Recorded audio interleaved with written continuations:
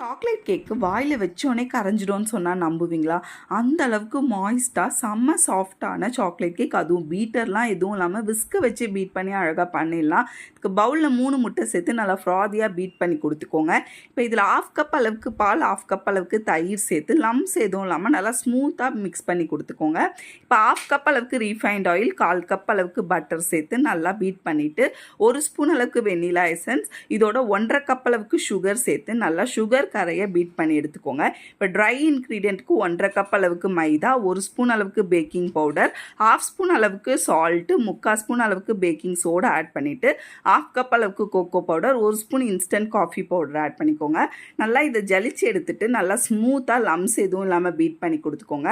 இப்போ packing டின்னில் parchment paper போட்டு line பண்ணிவிட்டு நம்ம மிக்ஸ் பண்ண கேக் பேட்டர் அதில் ஊற்றி அவனில் 180 டிகிரி செல்சியஸில் 30 மினிட்ஸ் பேக் பண்ணி எடுத்திங்கன்னா ஒரு சூப்பர் மாய்ஸ்டான சாக்லேட் கேக்